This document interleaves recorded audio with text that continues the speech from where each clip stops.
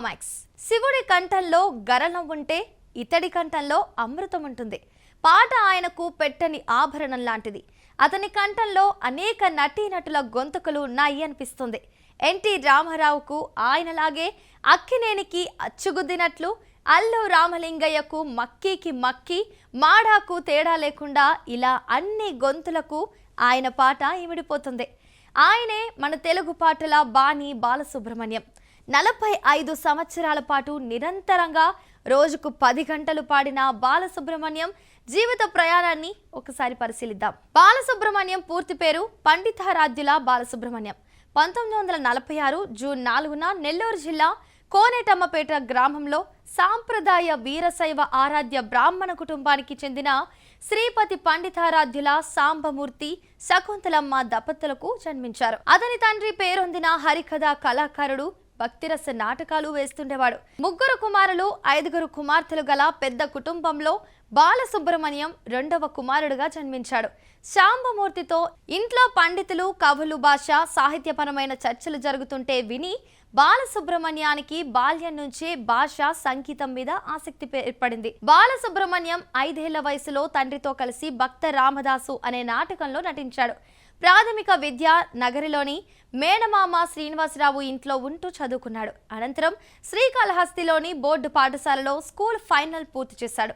అక్కడే జీవి సుబ్రహ్మణ్యం అనే ఉపాధ్యాయుడు చెంచులక్ష్మి సినిమాలో సుశీల పాడిన పాలకడలిపై శేషతల్పమున అనే పాటను బాలుతో పాడించి టేప్ మీద రికార్డు చేయించాడు. రాధాపతి అనే మరో ఉపాధ్యాయుడు ఈయనను ఈ ఇల్లు అమ్మబడను, ఆత్మహత్య లాంటి నాటకాల్లో నటింపచేశాడు. తర్వాత తిరుపతిలోని శ్రీ వెంకటేశ్వర ఆర్ట్స్ కళాశాలలో PUC చదువుతుండగా మద్రాస్ ఆల్ ఇండియా రేడియోలో ప్రసారమయ్యే ఒక నాటికలో స్త్రీ పాత్ర ధరించాడు. ఆకాశవాణి విజయవాడ కేంద్రంలో బాలు స్వయంగా రాసి స్వరపరిచి పాడిన లలిత గీతానికి బహుమతి లభించింది. తిరుపతిలో PUC పూర్తి చేసుకుని నెల్లూరు వెళ్లిన బాలు అక్కడ కొంతమంది మిత్రులతో కలిసి ఒక ఆర్కెస్ట్రా ఏర్పాటు చేసి ప్రదర్శనలిచ్చేవాడు. తర్వాత అనంతపురంలో ఇంజనీరింగ్లో సీట్ వచ్చింది. కానీ ఆయనకు అక్కడి వాతావరణం నచ్చక తిరిగి వచ్చేశాడు. మద్రాసు వెళ్లి ఇంజనీరింగ్కు ప్రత్యామ్నాయమైన AMEE కోర్సులో చేరాడు. సాంబమూర్తికి తన కుమారుడు ఇంజనీరింగ్ కావాలని కోరుకుండేది. ఆ కాలంలోనే వివిధ పాటల పోటీలలో పాల్గొని బహుమతులు గెలుచుకునేవాడు. ఒక సందర్భంలో సీనియర్ గాయని జానకి బాలు పాటను విని, మీరు సినిమా రంగానికి వస్తే మంచి గాయకుడు అయ్యే అవకాశాలున్నాయని చెప్పడంతో బాలుకి సినిమా పరిశ్రమ మీద ఇష్టం పెరిగింది. 1964లో Madras social and cultural club నిర్వహించిన లలిత సంగీత పోటీల్లో బాలుకి ప్రథమ బహుమతి లభించింది. ఆ పోటీకి సంగీత దర్శకులు సుసర్ల దక్షిణామూర్తి, పెండ్యాల నాగేశ్వరరావు, ఘంటసాల వెంకటేశ్వరరావులు న్యాయ నిర్ణేతలు. అదే పోటీలో SP కోదండపాణి బాలు ప్రతిభను గమనించాడు. రేపు మా ఆఫీస్కు రా, నిర్మాతకు నీ పాట వినిపిస్తాను అని చెప్పారు. మళ్ళీ రోజు వెళ్లి కలిశారు. బాలుతో హిందీ పాట పాడించి నిర్మాత భావనారాయణ గారికి వినిపించాడు కోదండపాణి గారు. సినిమాల్లో అవకాశం కల్పిస్తానని మాట ఇచ్చాడు. అలా 1966లో నటుడు, నిర్మాత అయిన పద్మనాభం నిర్మించిన శ్రీ శ్రీ శ్రీ మర్యాద రామన్న చిత్రంతో సినీ గాయకునిగా చలనచిత్ర గాయక జీవితం ప్రారంభించాడు.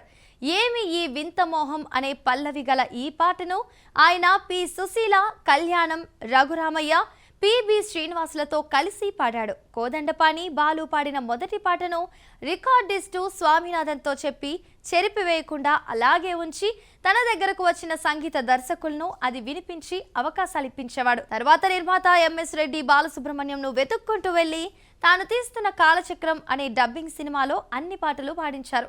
మర్యాద రామన్న సినిమా కంటే ఈ సినిమానే ముందు విడుదలైంది.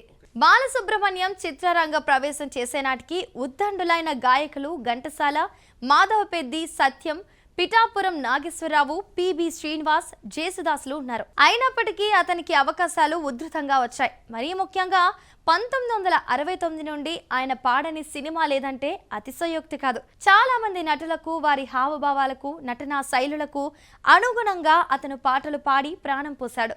అందుకే అమర గాయకుడు ఘంటసాల తర్వాత తెలుగు సినీ పాటకు సిసలైన వారసుడిగా నిలిచాడు. పదాల మాధుర్యాన్ని గమనించి అతను చేసే ఉచ్చారణ అతని పాటను పండిత పామరులకి చేరువ చేసింది. శంకరాభరణం, సాగర సంగమం లాంటి తెలుగు చిత్రాలే కాకుండా ఏక్ దుజే కేలియే లాంటి హిందీ చిత్రాలకు అతను పాడిన పాటలు దేశమంతా ఉర్రూతలగించాయి. 40 ఏళ్ల సినీ ప్రస్థానంలో 40,000 పాటలు 11 భాషలలో పాడి 40 సినిమాలకు సంగీత దర్శకత్వం వహించి ప్రపంచంలోనే ఒక అరుదైన రికార్డు సృష్టించాడు.